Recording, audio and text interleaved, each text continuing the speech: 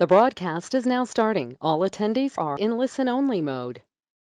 Hi, everybody. Good afternoon. Thank you for joining us for part one of a two-part webinar series from the National Association of EMS Educators in Leradell. We certainly appreciate all of you taking the time out of your busy schedules to be here with us.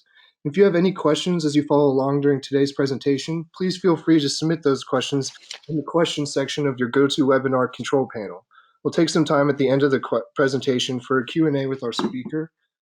Our speaker today is Bill Summerfield. Bill's going to tell you a little bit about himself and Leradell, and then get into some examples of possible ways that you can adapt available technologies to accommodate your remote learning needs. Bill, I really appreciate you making yourself available for this presentation. I'm really looking forward to what you have to share to us today. Thank you, Nate. Proud to be here.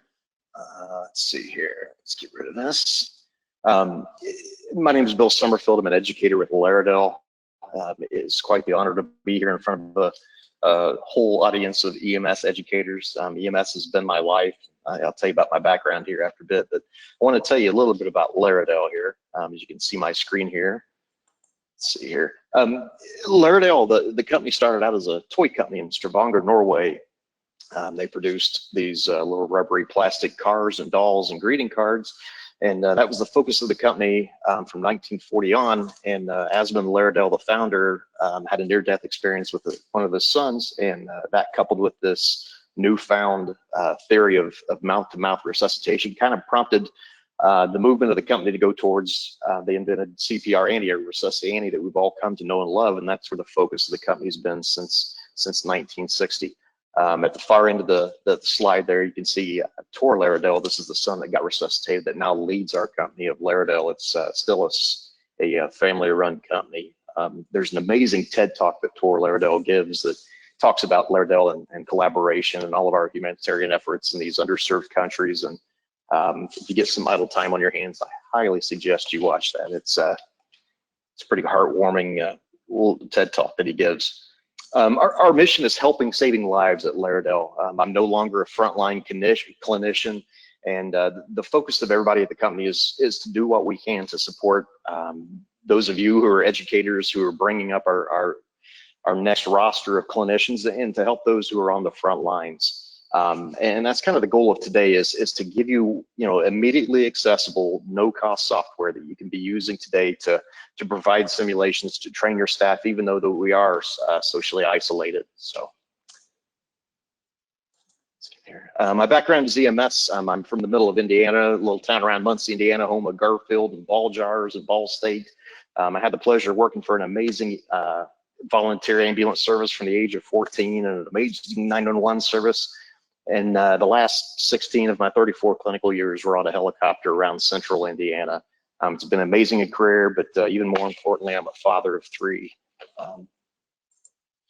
So our objectives today is to discuss the various challenges when presenting a virtual instructor-led training. And I know there's a lot of these PowerPoints and webinars out there to discuss how to lead builds. I just want to inflect some of the personal challenges I've had in trying to lead virtual instructor-led trainings. We want to review the resources that are available to deliver remote simulation training, and then illustrate the ways to execute a distance simulation exercise. So some of the VILT challenges, just personally for me, is internet reliability and signal strength. I'm from the middle of Indiana. We have very little internet choice, and sometimes it comes, sometimes it goes. You can pretty much set the clock at 1300, the internet's gonna go out. So do what you can to get the most reliable internet. For me, it was to go into the garage to find a router, to build myself a little desk out there, and to hardwire it into the router. If you're gonna be leading virtual instructor-led trainings, make sure you're hardwired with an Ethernet between your instructor device and the router, just so you're getting the best signal strength possible. When I start to do these, the phone comes off the internet. I ask the kids not to be streaming video and movies and things like that at the time, and kind of be stingy with whatever internet source is available. So anytime you have the ability to hardwire, please do it. You'll have much better success. One of the biggest hurdles for me was lack of learner's point of view, and we've used various webinar sources to deliver our trainings. This one that we're using today, I'm unfamiliar with. We found some new glitches and some hurdles we had to work past. But the hardest hurdle for me is the learner seeing what we intend for them to see. And so you're going to hear me rely on Nate, our facilitator today, quite a bit to make sure that you're seeing what I intend for you to see. Audio quality, you may have to test multiple speakers and mic combinations. For me, the microphone that came with the laptop, it just wasn't good enough. I tend to mumble anyways. It just wasn't much better with the microphone that came with the laptop. Tried a high definition microphone and headset combinations and stereo speakers that plugged into my laptop. So you may have to do some finagling with one of your peers to find the best audio video quality for you. Another big challenge for me was decreased learner feedback and facial cues. When I'm teaching, I'm always scanning the audience. Is the content I'm delivering being taken in? Am I moving too fast? Are people falling asleep on me? Are they picking up what I'm laying down? And so it's really strange being transmitting without receiving, right? I can't tell if you guys are bored or if you're picking up what I'm laying down. So it's great that you can ask questions via this chat function today. That's awesome. Distracting environments for me, a couple of dogs at home, a couple of kids that tend to fight, huge distractors. I know that the dogs are going to bark every day at 11 when the mail comes and at 3 p.m. when the UPS guy comes. And you want to keep your space, if you're going to be using your webcam, to keep your spaces undistracting as possible. Make your background as boring as possible. People will start to hear you teach, and then their eyes, their thought, their concentration wanders off on, how does he have his house decorated and what's his dog look like? So the more boring, the more basic, unintrusive that you can make your background, probably the easiest for the learner to be able to focus on what you're trying to present. So, all right. Talk about COVID resources. So Leradell.com, our website, has a host of COVID-19 resources, and I highly encourage you to visit our website. I just want to present to you some of the immediately accessible, no-cost resources that are available to you during these trying times. There is a whole host of webinar series, hour to 2 hour long, amazing content in these webinars. I highly encourage you to visit Leradell.com website and see these webinars that are available. We have complimentary scenarios available to you. These are scenarios for your LEAP computer or for your Simpad if you have one. Themes, scenarios that'll help you, instruct your learner on donning and doffing PPE and things of that nature.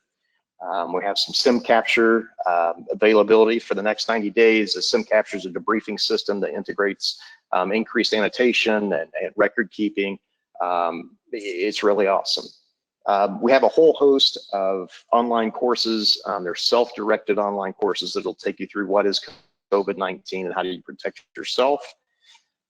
We have a virtual COVID-19 VSIM, and if you've never done VSIM, this wasn't something that I was used to. It was brought up back in the days before computers, and VSIM is awesome. You're taking a 1,000-foot approach. You get to see the patient. You can see their vital signs on the screen, and minute by minute, the interactions that you do, are going to affect this patient's vital signs. You'll see all of your clinical objects there. Do you apply the cannula? Do you apply the non-rebreather? VSIM is completely free. It's completely accessible by you, by all your learners. And once again, that's on Leradell.com, and the opening page is going to direct you to all the COVID-19 resources.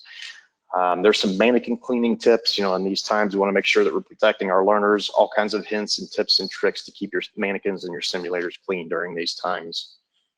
A few resources on medical devices and COVID-19, and is it safe to use a suction device, and what about our BVMs? There's a preparedness checklist, and then there's a link to the latest, greatest research, World Health Organization, and all these reputable international organizations, so we can get the latest information on COVID-19. So we'll talk about Leradell specifically. So what's available to you software-wise immediately? What can you do from home? How can you still host scenarios and simulations for your learners, even though we're mandated to be apart? And so Leradell specifically, you can operate your simulators one of two ways. Either your simulator is directed with a Simpad, or it's operated with a LEAP PC, a Leradell Learning Application laptop. Simpads run approximately 3/4 of our simulators. or you can choose to run it with a Leap PC. And that Leap PC, that software is completely free, and it can run any simulator we have. Today, we're going to focus on Simpad only software. And if you have a Simpad, what you can do from home if you have that Simpad in your hands. Nate's going to host a poll. Do you mind putting up that first poll, Nate? We'd like to know who in the audience does have a Simpad.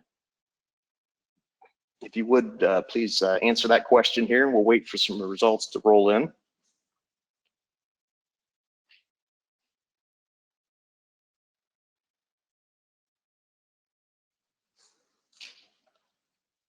I'm getting some results here.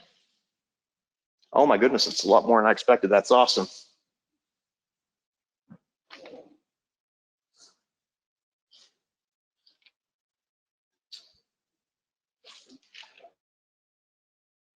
We'll go ahead and call it there, Bill. Have a Simpad. 47% of those who answered said they did not. The second poll question, do you have access to that Simpad that you own? And if you would, please host that poll, Mr. Nate. Once again, we'll wait here for a few. Oh my goodness, that is awesome.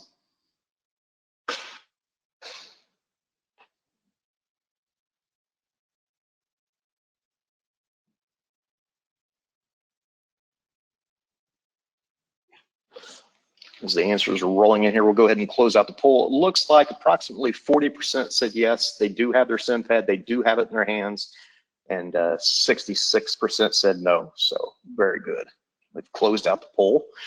You should be seeing my screen again here. So we'll talk about the Simpad. If you have your Simpad, if you have access to your Simpad, there's a lot of things you can do from the comfort of your home to be able to host simulations for your learners. The Simpad, for those who are unfamiliar, Simpad is a handheld device that controls the patient monitor. It speaks directly to the patient monitor. It tells the patient monitor what kind of EKG we want to exhibit. It tells the patient monitor what kind of heart rate, sat, and end-tidal waveform we'd like to see. And you don't even have to have a simulator laying in bed. That Simpad will speak directly to the patient monitor, and we can have a live patient or a standardized patient laying in that bed.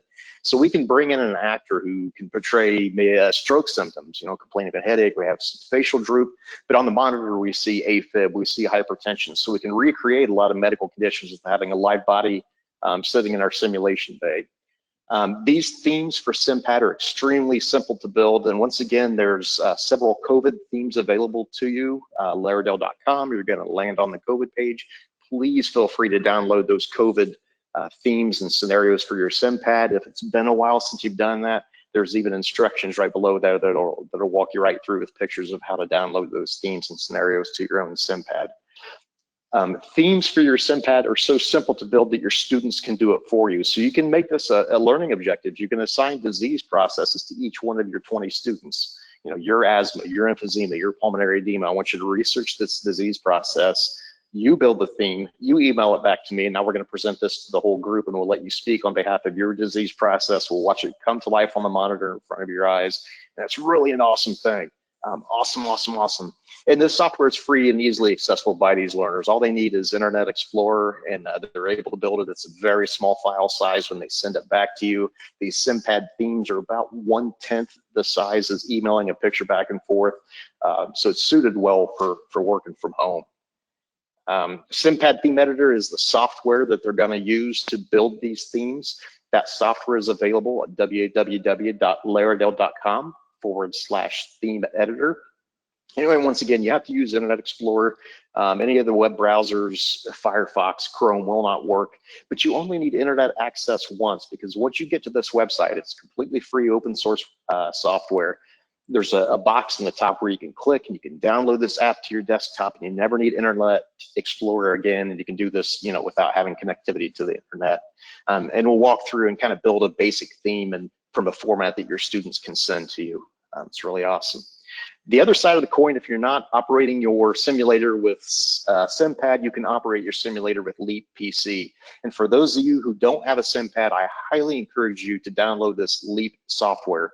Any of my EMS buddies, I'm always on them about downloading this. It's such a great educational tool for the classroom. Even if you don't have our simulators, please download this software. It's awesome. The Leap software is going to be the focus of the class on the 19th. So if you get this, Leap PC controls the patient monitor. It's completely free. You can use it for basic EKG interpretation. There's a host of rhythms. If you're a cardiac nerd like myself, it's pretty fun to spend some time in there. You can completely nerd out like myself in there. You can teach dynamic cardiology. You can teach, entitled waveform interpretation. You can use it for group or individual simulations. And if you're training like critical care teams, you can even use this LEAP software for EFM interpretation, electronic field monitoring, so we can talk about late decels when mom's contracting and things like that. So awesome, awesome software. If you intend to join us on the 19th for part 2, please download this software ahead of time. It's available at Leradell.com. Once you get to our website, Leradell.com, you're going to see the support tab, then product downloads, and then a whole list of resources in that product downloads page. There's a manual on every simulator we've ever made. If you've lost your manual to your simulator, you're going to be able to find it there, or directions for use. You'll find our latest, greatest software, and then under the tab, the only tab that says LEAP, L-L-E-A-P, Leradell Learning Application, you will find this software.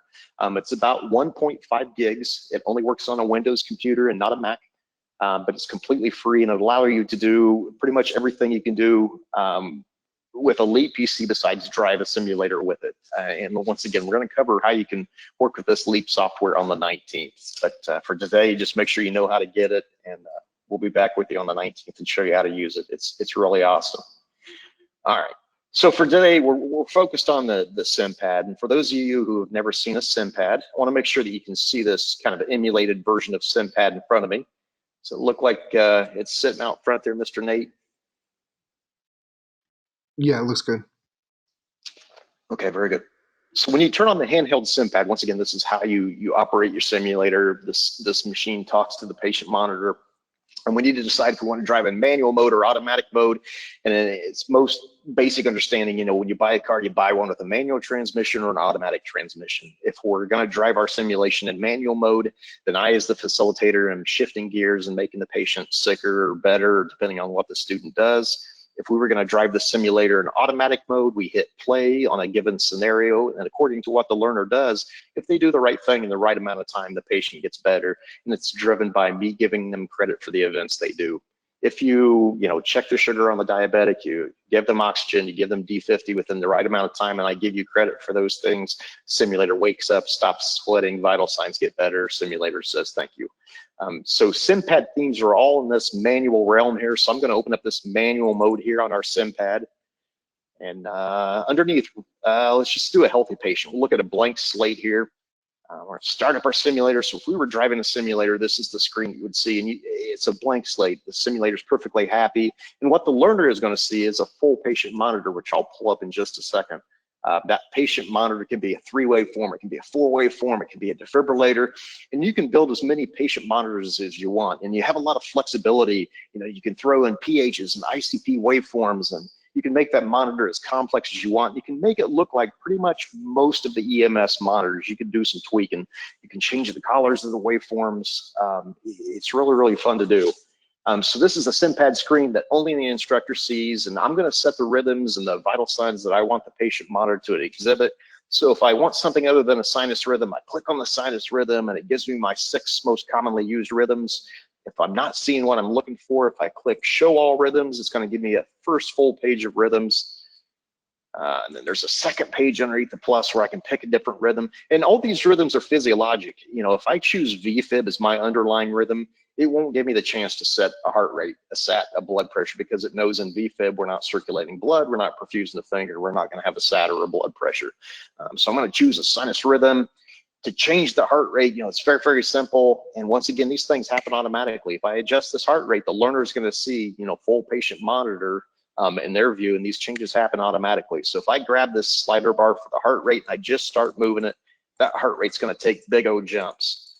But if I hold down on that button, it gives me a magnifying glass, so I can set it to a specific number. I want that heart rate to be specifically 131 beats per minute. And nothing happens until you activate, and you've got the ability to throw an ectopy, an artifact, and all those sorts of things. Or we can hit the PEA button. That patient keeps a nice, beautiful looking rhythm in front of the learner on the monitor blood pressure starts to fall, SAT starts to fall, the alarm's going to be going off on the screen. So it's a great lesson to treat the patient, not the monitor. But nothing happens until I hit activate. And once you do that, boom, the heart rate is somewhere around 131 on the patient monitor.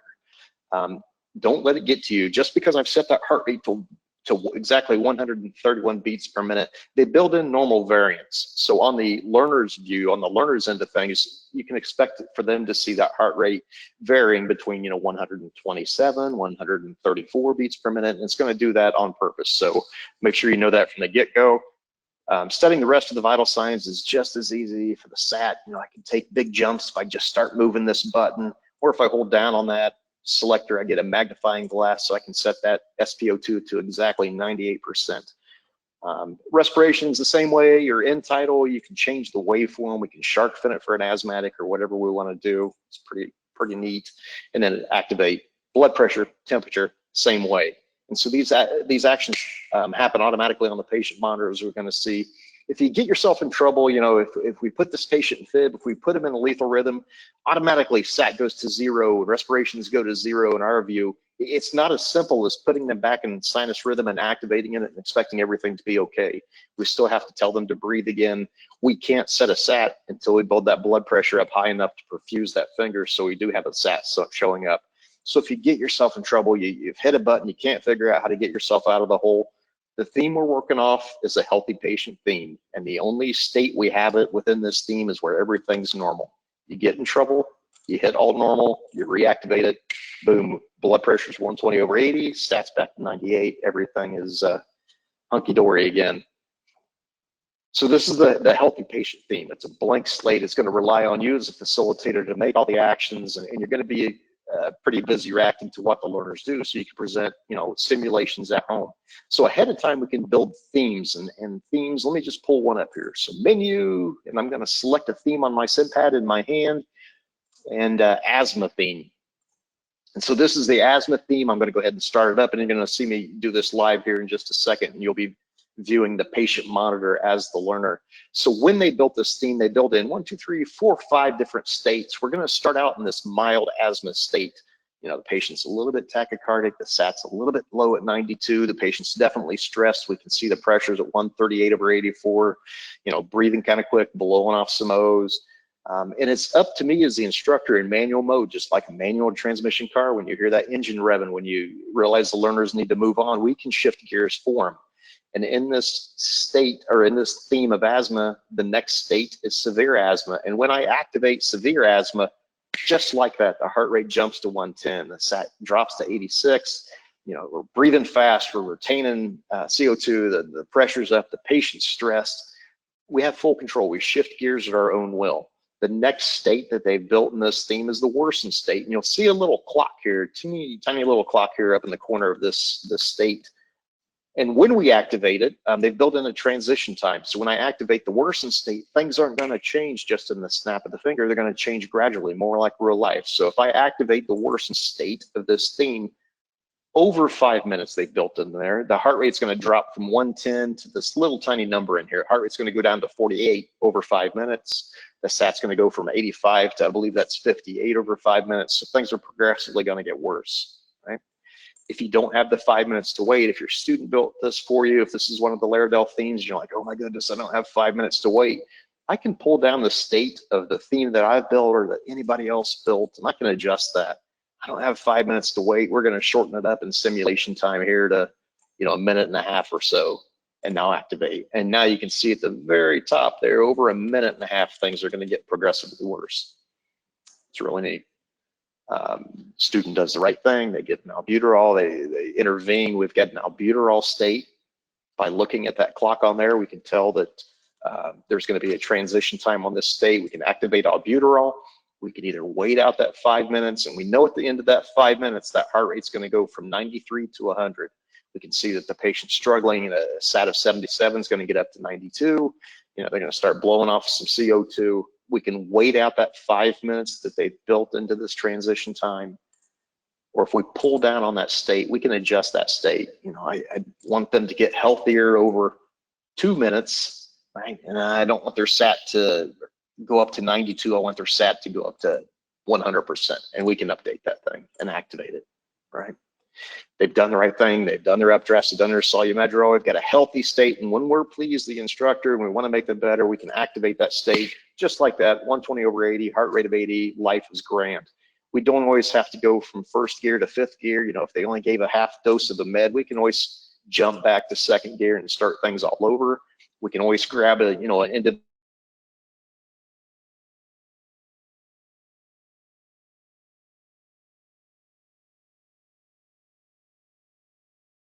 Right? We know the endpoints of these numbers because we built the states within this theme, and it's so easy to build these. Your students can do it for you. All right. So what's that look like for my end? And once again, we've got treatment buttons down here, so we can be documenting. So once you get used to coordinating the vital signs, we have a documentation button down here, the gloved hand. This is all the treatment that we'd assume that the student would do. We can give them credit for washing their hands, and how many patient identifiers did they use, and did they do BSI, scene safe, you know, all down the line, right? And it's all recording, so everything we do is getting recorded in the log. So at the end of it, we can look at the log and review, and you know, you used one patient identifiers, you failed to assess the scene, and we can talk about those things. We can have a meaningful debriefing. Awesome, awesome, awesome. I'm going to pause here for just a second, Nate, and let everybody catch up. I know the more excited I get about a topic, the faster I talk. So give you a question. Are there any questions we need to answer right off here before we pull up the patient monitor? Right now, we don't have anything sent in, but if anybody has any questions so far, please feel free to submit them in the questions panel of your GoToWebinar control panel, and we can ask those. Very good. Thank you, sir. So what we just saw was the asthma theme. It was ran by the Simpad emulator. I'm the only one as a facilitator that gets to see that. That's what you will be seeing if you have your Simpad in your hands. And what the learner is going to see is the patient monitor in their view. So I've got my Simpad in my hands. I've got the free Leap software on my computer. I'm going to pull up the patient monitor. You should be seeing the patient monitor in front of you. And I'm going to start this theme off. Minimize this here, give myself some eyeball room. And you're seeing the patient monitor. Is that correct, Mr. Knight? Yes, sir. Okay, great. So we start off in this mild asthma state. We turn on our SpO2 and our CO2, and I can tell this cuff to be an automatic cuff. There we go. And so I'm controlling the states within this theme with my Simpad. So we start off in this mild asthma state, and it's up to me to kind of lead the, you know, you're responding to a shortness of breath call. Tell me what you're going to assess. You know, the learner tells me, oh, I'm assessing the lungs, I'm going to assess skin. And I can give them cues. You know, if I have enough time ahead of time, I can pull up pictures that kind of lead them towards that pre-diagnosis of asthma. You know, a picture of a living room with an inhaler laying in a bedside table beside them, right? I can change this end tidal waveform in front of your eyes to kind of suggest somebody's may have asthma. And so they get all this time to collect. They see that the patient has a SAT of 93. And I've turned this QRS volume down because it gets a little loud here. And it's up to me as the facilitator to change gears. So I have that next state, that severe asthma state. I'm going to activate that severe asthma state. And just as you see in front of your eyes, that heart rate jumps up from 90 to 110. The SATs dropped, our alarms are going off. I'm going to pause those alarms so it doesn't drive anybody nuts. We're retaining CO2. You know, we're really, really breathing faster. If I take another pressure, you're going to see that that pressure is elevated. And so we can talk through it. The student gets to see that the patient's struggling. They see a change in the end tidal waveform. You know, if they ask about, you know, how's the lung sounds now, we can talk about, you know, you're hearing this in the lungs, your patient's speaking 2 to 3 word sentences, you see accessory muscle use. These are all cues we can either find pictures of and share our screen, or we can just tell them the findings that they're asking about. I've got the Worsen State, and when I activate that Worsen State, once again, that's a 5-minute transition time. And we know that that heart rate crumps down to 48. We know that that end tidal CO2 goes from an already alarming 45 all the way up to 65, right? SAT's going from 84 to 58, but it's going to take 5 minutes to get there. This is simulation time. We're going to cut that down a little bit. I'm going to adjust that transition time to Worsen down to 40 seconds. I'm going to update it. And I'm going to reactivate that Worsen state, right? Our SAT's going down, going down, going down. And I, as a facilitator, know the end point of that state, that SAT's going to reach 58. Right. There we go. Respirers are coming up. If I take another pressure, we can see that the patient's stressed. We've got that albuterol state. We can talk through it. You know, you're hearing wheezes. You know, all of a sudden you don't hear any wheezes in the chest. The patient's really struggling. Eyes are half closed. Tell me what you're going to do. I'd give them albuterol. We go through the protocol. I've got an albuterol state that I can activate. And I'm going to shorten that transition time from 5 minutes to about 1 minute. Update it, activate that albuterol time, and we can see in front of our eyes, SAT's going to get better. Heart rate's starting to pick up where the patient got bradycardic, right? We're well on our way. Heart rate's about to hit 100. The SAT's coming from the low 50s up to 92. We're making progress. We can talk about updrafts. We can talk about Solu-Medrol, whatever your protocol is. And then lastly, I have a healthy patient state. Right? And so I've got a healthy patient. I can reactivate that, and boom, just at the snap of the fingers, SAT's perfect, heart rate's perfect, blood pressure's 120/80, and life is grand again.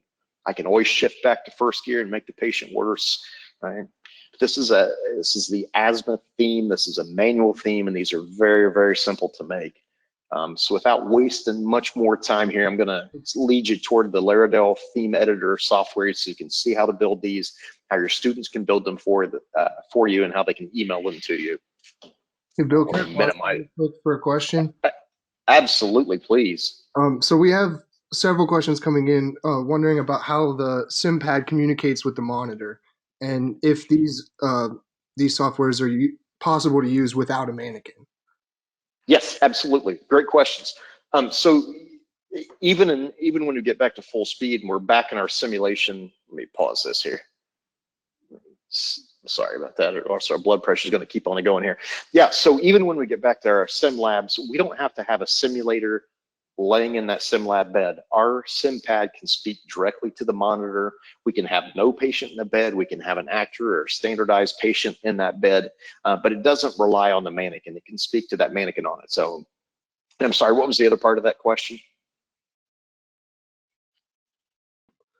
Sorry, the other part, well, the first part was how does the Simpad communicate with the monitor, and then are these, is it possible to use these without the mannequin? Yeah, so that LEAP software that I led you to, so if you go to Leradell.com, you go to support, and you go to product downloads, that LEAP software that's completely free to download that we're gonna cover on the 19th, one little part of that LEAP software is this patient monitor. And so right now, just for, to make sure everything works okay on this unfamiliar Wi-Fi setup that I'm at right now, I've got an Ethernet cable running from my Simpad into my laptop. My Simpad is communicating with just this patient monitor portion of this LEAP software. And to kind of give you a preview, this is the LEAP software, and each one of these apps does something in particular. We can record custom vocals, and we can use the patient monitor, or we can drive a simulation and have all the great rhythms to pick from. So it's simply the Simpad speaking with this application of the software. Right? And I've got it hardwired just to make sure everything goes smooth today. So to build themes, once again, you don't need any special software. You just need internet access. You use Internet Explorer, and I typed in Leradell.com/theme editor, and it's going to open up to this gray page via Internet Explorer. It's kind of anticlimactic, and you'll be like, oh my goodness. The very first time you go to this website, if you right click up into this gray bar, and there's no button to tell you, but you can add this application to your desktop, and you never have to use the internet again. It stores it as an icon of your desktop, and it doesn't rely on internet connectivity or Internet Explorer in order to use this application. So it's pretty neat. So I'm on theme editor. I want to build a theme for my Simpad. I want to have my students build a theme for me and email it to me so I can host it and they can see the patient monitor. So I'm going to click over here where it says new theme. All right. I'm going to name my theme hypoglycemia,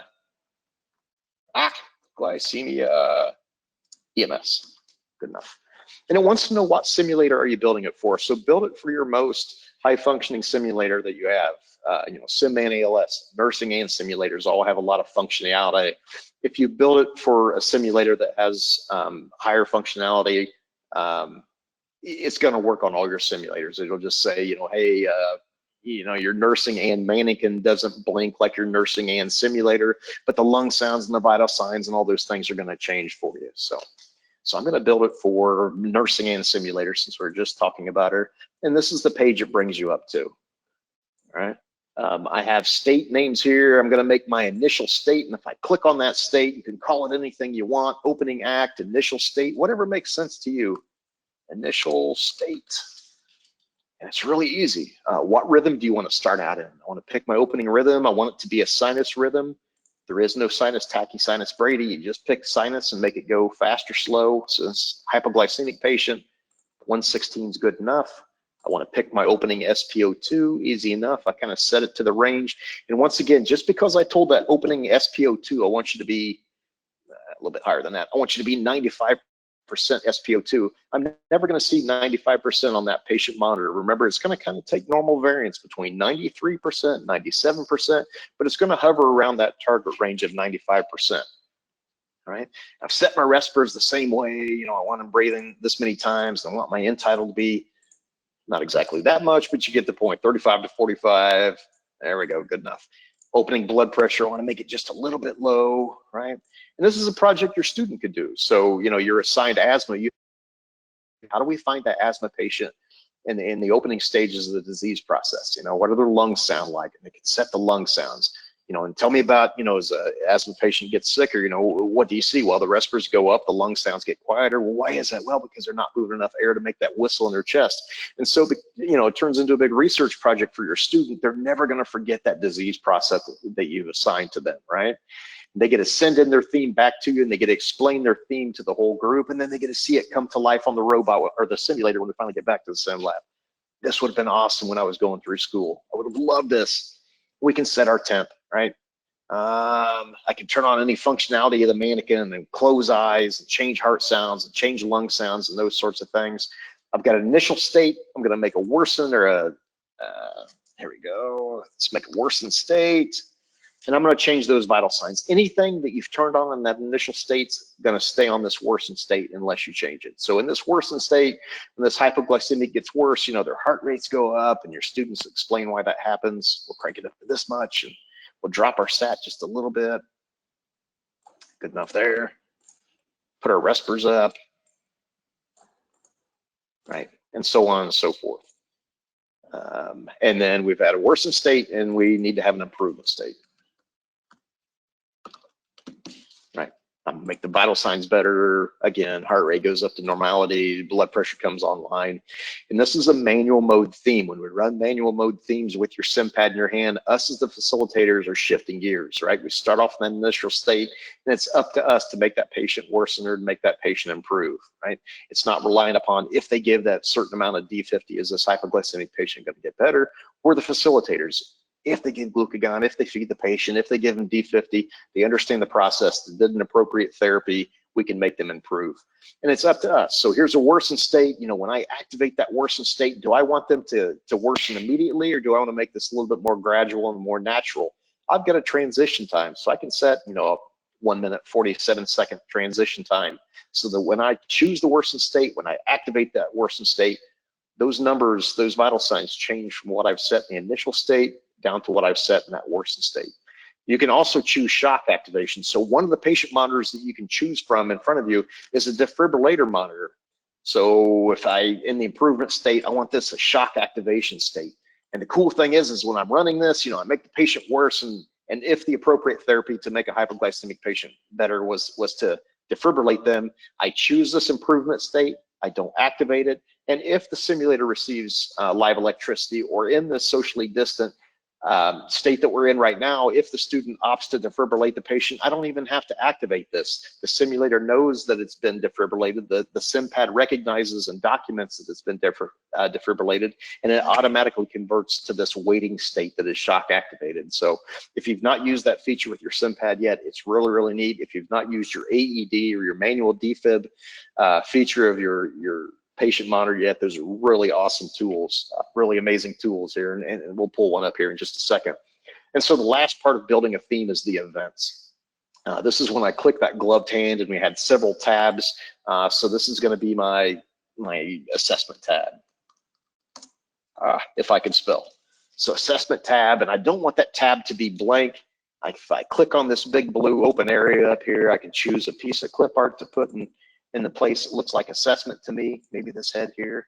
And it's simply freehand. What are those things we do initially when we get through the doorstep, right? We do BSI, we, assure scene safety, on and on and on down the list. I can make this next tab my treatment tab. Right? Take a different piece of clip art just so I know. Syringe, that looks good. What do they need to do for hypoglycemic? Well, they need to start an IV. I need to do a glucometer. Right? They need to give D50. And so on and so forth down the line. And so instead of making one of these from scratch, instead of making a new theme every time, I highly recommend that you make a master theme. So instead of recreating, these are the things that we do in EMS every single time, every single patient, every single call, right? We always, protect ourselves or protect our partners, BSI, scene safe, how many patients, on and on down the list. So instead of starting with a blank slate, making a new theme, we're going to make a master theme, right? One maybe for medical conditions and one for trauma conditions, where this first column's always the same thing, where we have the names of the states listed in here, but no vital signs. And this is what we can give to our students, to our learners, as our template, right? For our hospital, for our EMS agency. We do this list of things every single time, every single patient. You assess that scene, you put your gloves on, you put your eyewear on, you look around for anything that's going to harm you, and they get this blank slate to build from, and they input the vital signs and the lung sounds they would expect to find in their assigned disease process, the asthma, the emphysema, the pulmonary edema. It's really, really neat. And once again, these files, once I save this file and I email it back to my instructor, it's 1/10 the size as a picture. So it's really easy to transport these files. But the great thing about taking the time to make a master theme is we ingrain the actions that we want to see in our students from day one. So if you take the time to do this, that EMT student, the very first day of class, they touch their very first simulated patient, they know they have to BSI, scene safe, and we beat it into them. And when they build their own themes, they start with these same building blocks. So they know every single patient, every single time, I have to make sure the scene's safe. I have to look the patient in the eye and tell them who I am. I have to communicate with the family. I have to scan the room, assess LOC, and, keep the eye on the pain, keep an eye on the airway patency. It's awesome. They're going to be leaps ahead, and that way when they hit the the real clinical world, they're doing their ER clinicals, they're going to be a lot more accustomed to speaking with patients, right? They're going to look the patient in the eye when they walk into the room. They're going to talk to that family member who's scared in the corner. Your students are going to look like stars if you start ingraining this stuff in day one in class. I absolutely love it. So I'm going to save this theme. I'm going to save it to my desktop so I can find it again. We're going to call this abbreviate hypogly EMS, right? I always save everything to my desktop so I can find it again. And it's going to save it as a little teeny tiny file, right? Sorry about the mess here, but hypoglycemia EMS you should be seeing up here. Little teeny tiny small file, easy to send that back and forth. If there's any questions on how to upload a theme or a scenario to your Simpad, once again, if you go to Leradell.com, you look at the COVID resources. Right there within the COVID resources, a reminder of how to upload scenarios and themes to your Simpad. So it's a real good review.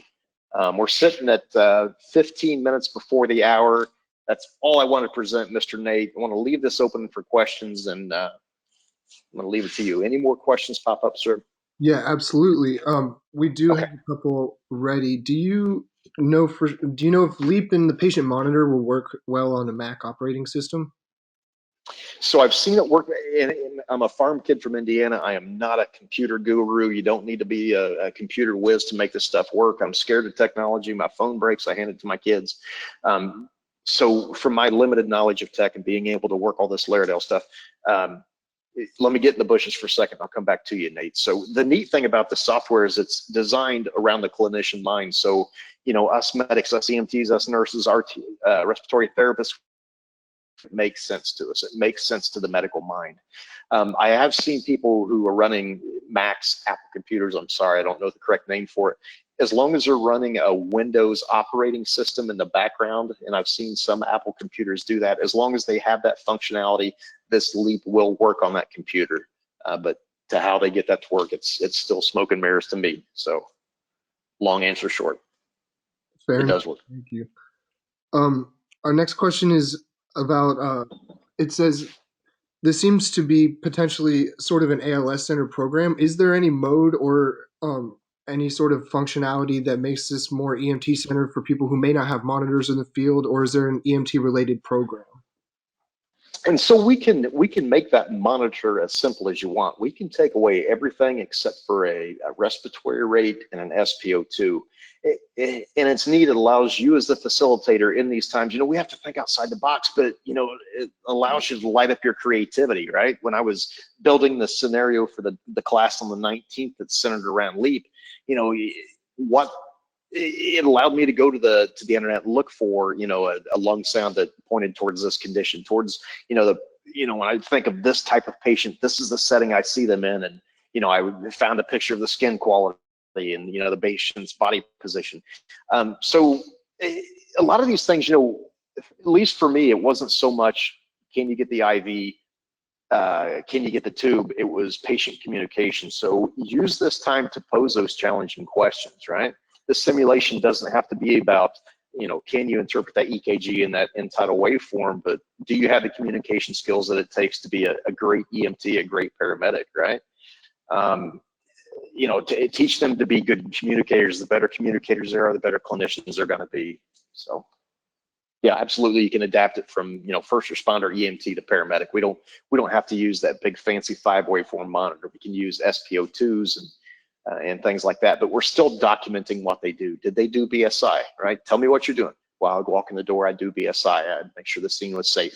And we're documenting these things. And at the end of it, we can use the debriefing system that comes with the LEAP software. Might as well talk about that now before I get too far away from it, Mr. Nate. So all these apps do something different, right? And we can debrief from the Simpad. If I hold my Simpad up now in front of the webcam, it's going to show you everything you did and the times that you did it, and it's going to associate with the changes in the vital signs. But if I plug my Simpad into any computer that has LEAP, one of these little apps within LEAP is Session Viewer. Session Viewer is our debriefing software. Let me open up Session Viewer. And so instead of you trying to see through the glare on my Simpad via webcam, we can look at it on this Session Viewer. This takes just a second here to spool. This is really awesome. You can tell the more excited I get, the faster I talk. Been trying to break it for years. Sorry about it, bad habit, but I absolutely love this software. So I'm going to open a debriefing file. I can look into my Simpad and pull any one of those off. I'll pull this one out. I have no idea what it is. Let me open that one up. And so if I plug my Simpad into any computer that has LEAP, one of those apps within LEAP is Session Viewer, and it's going to open it up in this format. All right. If I come to the event log is every time I gave you credit for applying BSI to assuring your scene was safe, you checked an SpO2, and I can hover down here on the vital signs line. It's going to give me a snapshot of what was on the monitor. Tell me what happened here where the blood pressure went from 120/80 down to 60/40, and so we can talk about those things. It's easy to see here if I switch to our detailed view. Your patient had a SAT of 96 from the get-go. Why did you wait so long to give medicine A? It's really, let me get this back here. It's awesome, so we can talk about that, and we can edit this thing. I said I was going to give epinephrine at 2 minutes in. I'm sorry, I missed that. I can give you credit for epinephrine, 1 milligram, and I can add that in the debriefing log, right? And this comes straight from your Simpad, straight from that little gloved hand down the bottom right-hand corner. We're giving you credit for all these events that you do. And then from your debriefing log, we can either save this to the student's electronic file, so it can be graded. We can export it. We can show it in the auditorium. We can print it off. They can review that. If this is one of those automatic scenarios, a lot of times there's feedback on this. I gave you credit for BSI, but I didn't give you credit for assuring the scene was safe. At the end, it's going to give us big green check marks for the things that we did right, or big red X's for things we need to improve upon. So your students, it's nice for them to get a printed copy of this and to go home and review it. Doggone it, I got to make sure that scene's safe from now on. So that was a long-winded question, Nate. I'm so sorry. No, it was great. I really appreciate you showing us that. And I think that this kind of is relevant to some of the questions that we've been getting. One of them relates to whether we can use tools like this with Zoom, and obviously we are currently using it with GoToWebinar, but how these softwares integrate with virtual classroom technologies like that. Yeah, so the virtual vehicle I had been using the most was Zoom. This go-to meeting, it's been working great today, but it didn't like the sound from our patient monitor. It picks a sound that it likes to divert to. Zoom works great. I've used a couple other platforms. It's whatever you're comfortable with. Most of them have the same functionality of being able to annotate and share screens and things like that. But yeah, Zoom absolutely works, and I'll be using it later today. Awesome. And then we do still have one more question about can a Simpad be connected to a TV to display as a PT monitor? So in order to be a patient monitor, you have to have the free Leradell software, the Leap software. It's 1.5 gigs, but it's absolutely free. There's really no way to mirror what you see on the Simpad, as far as I know, to mirror what you see on the Simpad onto a big screen.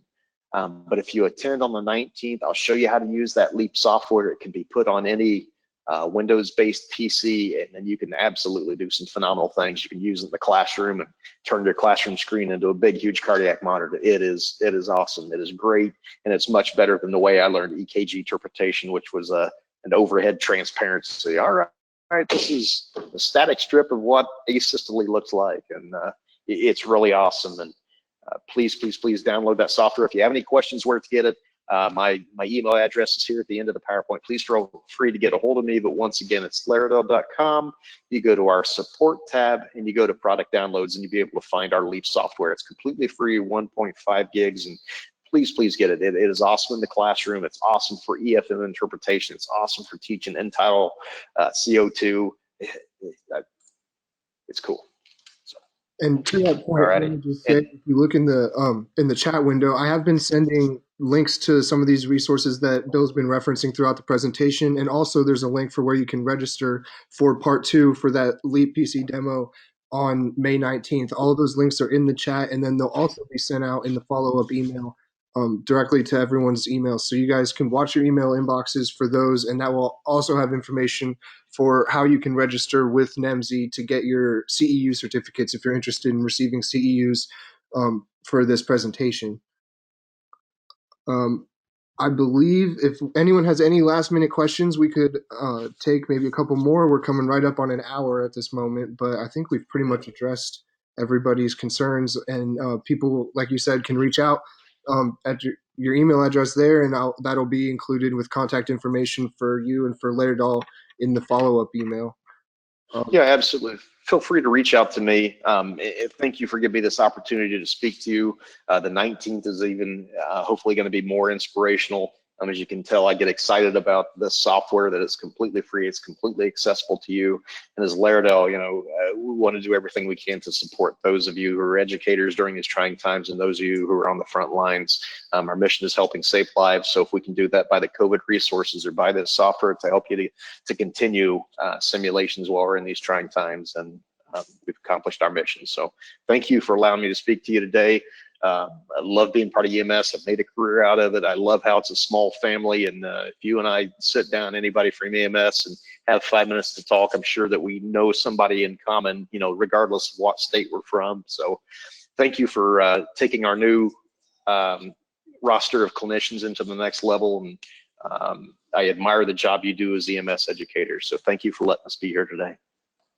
Absolutely, Bill. I appreciate you taking the time out to give us this valuable information. I know everybody's really needing this stuff right now, so it's been very helpful. If anybody has any further questions, please feel free to contact us separately after this webinar concludes. Really appreciate you guys all taking time out to be here for this presentation. And the recording will be available on YouTube once it's all converted and everything later this afternoon. So thank you, Bill. I really appreciate you being here. Thank you, sir. Thanks for letting us be here. Yep. Have a great day, everybody. Thank you.